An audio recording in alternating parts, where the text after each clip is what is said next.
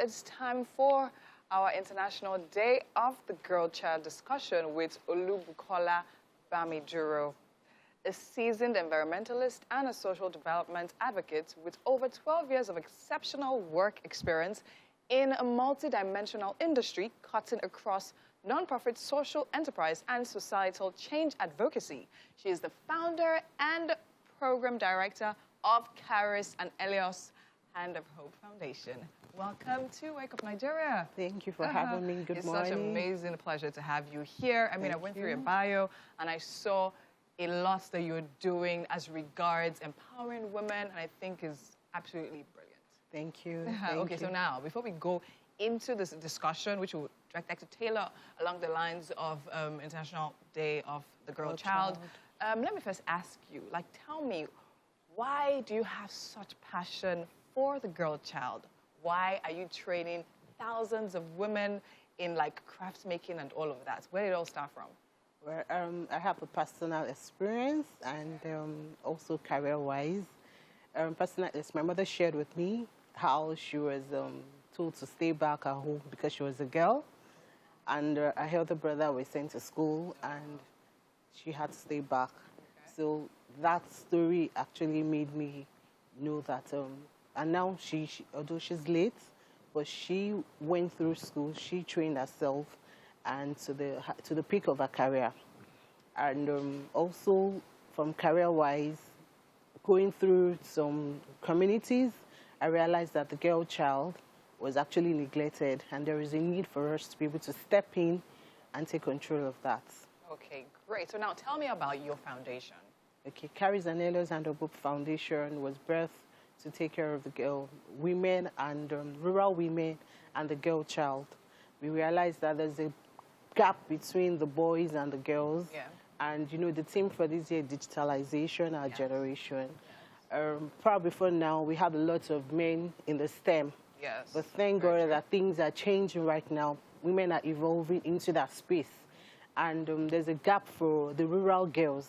So right now, opportunities are for people living in the urban cities. What happens to those girls? COVID happened last year, and all work was on social media, classes, but there was a gap from that woman whose daughter, the woman who sells tomatoes, that daughter cannot afford to be in that school. Yes. The learning gap was there. So that's why we're stepping in now to start training them through coding, the STEM, and, exposing the digitalized words to them. We'll get to that part, right? But let me go a little bit to the past, right? Where you spoke about, we're talking earlier before we came on air, and we're talking about how you train women in crafts making, shoes, bags, makeup, hair, cooking, baking, all of that. So now tell me, what has that experience been like? And what has been the major take home for you relating with those women? Well, training those women has been an eye-opener and made me realize that we can do more. And gender-based violence is as a result of one of the major reasons we're having that in our societies, because the man is the one carrying all the burdens. And last year we had an increase in gender-based violence because nobody could go to work, there was lack of funds, and the man angry, the woman is the next person. Yeah. So we training those women, interacting with them, sharing their burdens with us, and made us know that we have a lot of women going through different things. And it's been an experience. Last year we trained 5,000. Yes, 5,000? Yes. What is it like putting such an event together? Well, we started from, from 200 to 250, and last year we did a large number. At once? Yes. Okay, no, not at once. Okay. Because of impact. So we went to 5 communities, 1,000 per community. Okay. However, not even 1,000 at a time. They were broken down into cells. Okay, so we're trained 250 per week into different skills. So 50-50 every week in different skills. So this training, are they free? Yes, they're absolutely free. Wow. It's been paid for. Reason is that we want them to learn. We want to empower them so they don't have any excuse for not supporting their home. And we have some university girls. You don't have to sleep around to make a living, to train yourself to school. Come learn the skill. so you can have a voice for yourself in the society. Okay, so now let's talk about the theme for this year, digitalization, Our our generation. I mean, it's very important. I mean, COVID forced us home. Yeah. So literally all we had to do as regards connecting, earning, and like communicating, sharing, all of that had to literally be online and all of that. So now what is your plan for that going forward? Okay, no, so we've identified some rural girls' schools that we've been working with in the past, and they don't have access to this in their school curriculum. So we're going to train them on, because we know that this cannot be a one-off. So it has to be something that has, so we're planning a system for them that they will be trained. So we don't want to also break into the academics. So we're looking for how to incorporate this into their curriculum that will not affect their existing education. So from Monday, we're doing the awareness so we've been to some rural communities. So we're going back there where we have, so these girls can know about this thing and also help their parents.